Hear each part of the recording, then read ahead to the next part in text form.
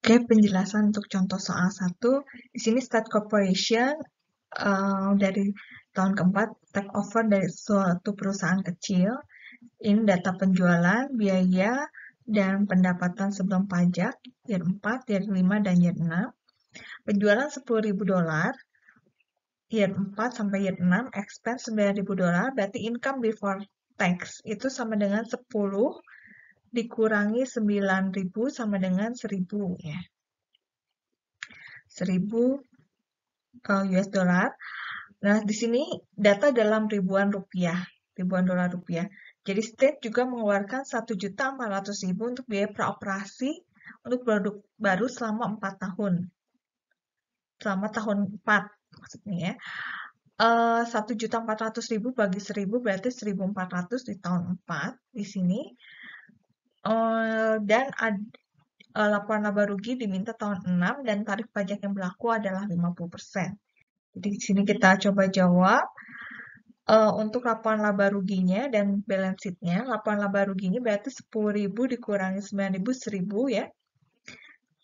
Nah, pada year ke-6, di sini 9.000 ditambah 1.400 biaya tambahan. Kita taruh di akhir, itu jadi 10.400, jadi income before tax-nya minus 400.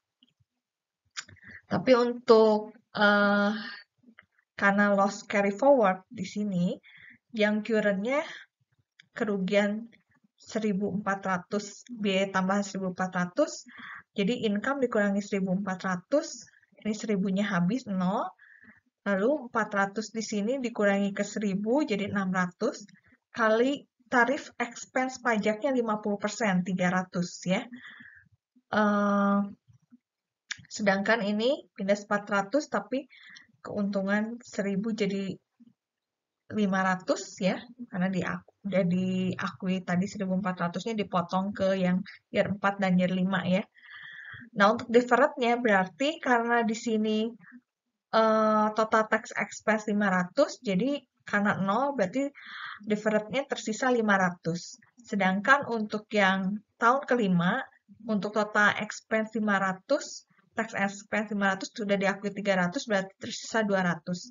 Untuk total tax expense year 6 di sini harusnya adalah minus 400 kali 50% itu minus 200 ya. Kalau ini 550% kali 1.000. Supaya jadi minus 200 di sini, deferred tax-nya di sini harus minus 700 ya. Jadi pengakuannya kurangnya 0, 300, 500, ini 500, 200 dan minus 700 ya. Ini perhitungannya di sini. Nah, untuk di balance sheet-nya, itu diakui untuk yang current tax payable 0, 300, dan 500, dan 500, 700, dan 0.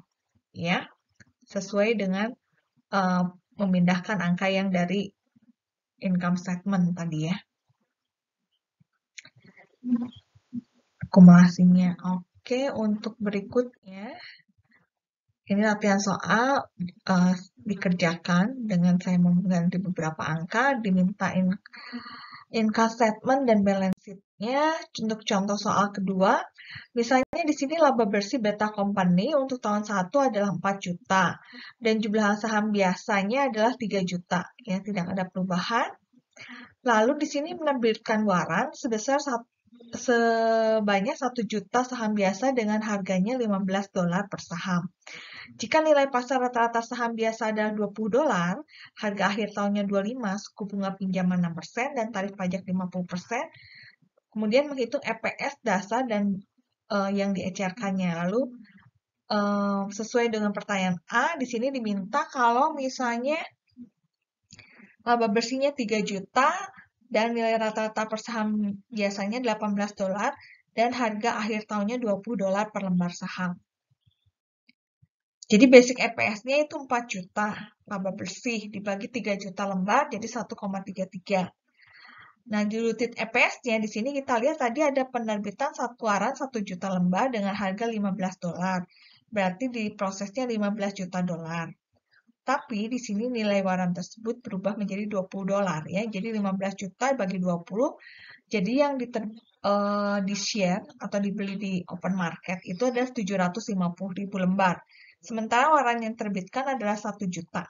Jadi 1 juta dikurangi dengan efek dilutifnya, ya. Jadi 1 juta dikurangi 750 ribu berarti 250.000.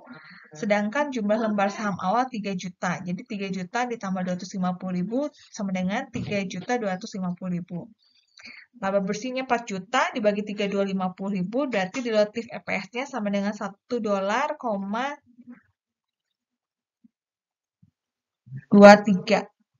ya.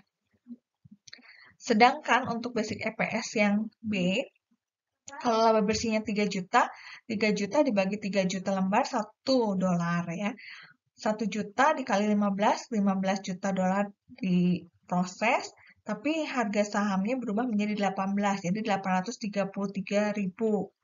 1 juta lembar dikurang 833.000 sama dengan 166.667 ya. 3 juta tambah 16667 jadi 3166667. 3 juta laba bersih dibagi 31667 jadi EPS dilutifnya 0,95. Oke.